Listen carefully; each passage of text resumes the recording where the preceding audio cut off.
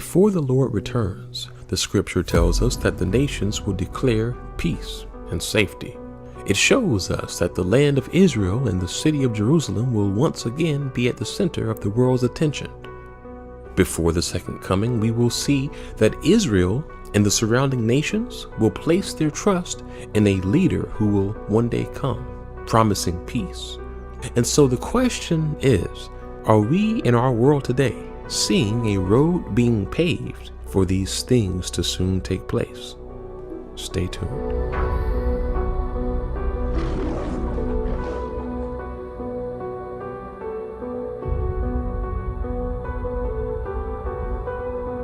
Now, we don't normally talk about news and politics on this channel. That's not really our assignment.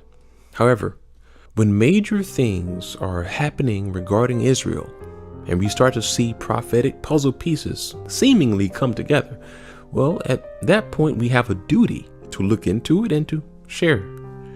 And so that's what we've done in the past. That's what we did with the Hosea prophecy videos. We looked at how many Bible prophecies were clearly fulfilled with the circumstances surrounding Israel and the Jewish people. The Jewish people being scattered among the nations after the death of Jesus was not a coincidence. It was prophesied. We saw that in the video in scripture. Israel becoming a nation again in 1948 was also not a coincidence. God foreshadowed it by allowing the birth of Abraham to be exactly 1948 years after Adam. Israel being able to amazingly defeat their enemies on multiple fronts within just 6 days, and then declaring victory on the seventh day was no coincidence either. Because throughout scripture, there are so many references to God delivering Israel and allowing them to see victory on the seventh day. And so when things happen with Israel that align with the apocalyptic texts, we have a duty to talk about it. And so for this reason, we must discuss the Abrahamic Accord.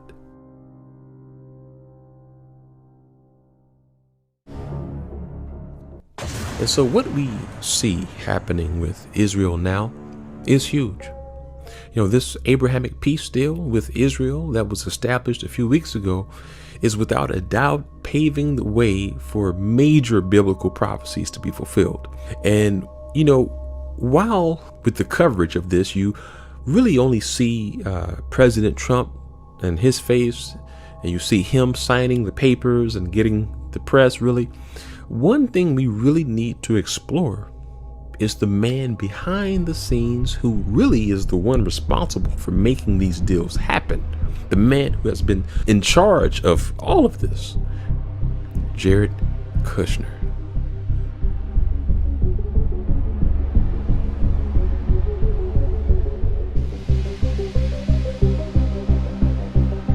And so, as many of you know, President Trump appointed his son-in-law, Jared Kushner, to manage Middle East relationships. And under Kushner's leadership in 2018, exactly 70 years since Israel became a nation in 1948, the U.S. recognized Jerusalem as the capital of Israel and even established an embassy there. And that was really groundbreaking. And in retrospective, when you consider the Middle East progress taking place today, it becomes evident that one leading reason for Kushner advancing the Jerusalem embassy move was to initiate peace in the Middle East. In fact, from the very start of the Trump administration, as soon as Jared Kushner joined the team, the plan to establish a peace in the Middle East progressed like never before. In fact, Kushner himself revealed that one of the first international travels of President Trump was to the Middle East, with intentions of forming relationships there. President Trump's been able to rebuild those relationships His first trip as president was to Saudi Arabia in May of 2017, where he laid out the problems that were facing the region. And so the Jerusalem embassy move was really an early step in bringing about this regional peace operation that has been in plan for years. And so the Jerusalem embassy declaration was a great thing, right? Big thing. But Kushner was not done yet. No. You see, after the Jerusalem embassy move, he was then somehow able to lead a U.S. initiative to invest $50 billion into the economy of the Middle East regions. He met with Israeli and Arabic leaders to discuss how this investment would allow for their region to thrive like never before. And he detailed how he would help them to develop an advanced digital society. He mentioned how he could help them expand trade, education, how healthcare systems would be revamped. And Kushner skillfully developed an extensive plan to train their leaders on how to achieve all of this. And so they were sold. And fast forward to a few weeks ago, under Kushner's leadership, the U.S. was able to broker one of the most pivotal deals of peace with the Israeli nation since its inception. So how did that happen? Well, Kushner was actually pretty straightforward about how that was able to happen. We laid out a 180-page, very detailed plan that we got Israel to agree to negotiate on the basis of, that invests $50 billion into their economy, that allows them to double their GDP over 10 years, that can create 1 million new jobs, help their people have a much better standard of life. We also got Israel to agree to have them have self-determination, have a secure environment, and then in addition to that, Kushner shows that one reason for the entire $50 billion investment into the region was to ensure that eventually the UAE and other Middle East regions would come together with Israel in peace. And so the point again is that the embassy being established in Jerusalem, the $50 billion being invested in the region, all of these things was to ensure that peace, this peace deal, the Abrahamic Accord, would be a success. That was the strategy from all of this activity from the start. And so now that the Abrahamic Accord has been established, their real goal is now possible. And this opens the door for what I can only call unbridled trade, tourism, investments, exchanges between the Middle East, two most advanced economies. And you will see how the sparks fly on this. It's already happening. And so, as you can see here, the Israeli Prime Minister, Benjamin Netanyahu, shares how now prosperity with Israel can flourish, trade can expand, and Israel can be positioned to thrive like never before. And Jared Kushner also agrees that this accord is only the beginning of advancement for Israel. I will just say today that this is a big breakthrough. This is something that's public. We have a lot of things that are happening privately right now that are quite excited. And I do believe, again, that over the next years, if the president is able to keep going forward, you're going to see some historic changes in the region that will really make the world a much safer and better place. Thank you. Thank you, Jared. Appreciate it. And so it's clear, we will be hearing a lot more regarding Israel very soon. And so again, if Bible prophecy shows that Israel will be at the center stage one day and that people will be saying peace and safety as they are now, well, we see why this is all a big deal, because we are now seeing the developments taking place to lead right into that reality. And so even though Trump is the president, let us remember who is the true mastermind behind this entire Middle East peace process? Kushner. In fact, he says that he has been working on this entire thing for quite some time. What you saw yesterday was the first peace deal in the Middle East in the last 26 years. I've been working on this very closely with President Trump over the last 3.5 years. It took a lot to get to this point, but this is a dramatic breakthrough that will make the Middle East safer. There have been many efforts to bring about this sort of peace and agreement with the Israeli region, but somehow Kushner pulled it off. And some would agree that only Kushner could have pulled it off. In fact, that's what Trump said. If you can't produce peace in the Middle East, nobody can.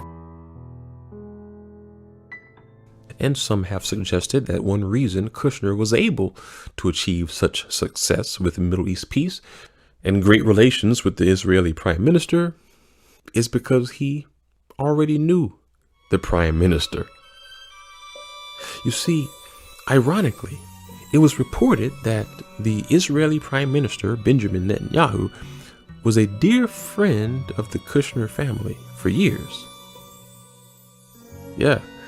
In fact, there are many articles, and you can find plenty of them, detailing how Netanyahu would visit the Kushner house, and he knew Jared Kushner very well as a youth. His parents and Netanyahu were great pals. And actually, the Israeli Prime Minister Netanyahu said this himself.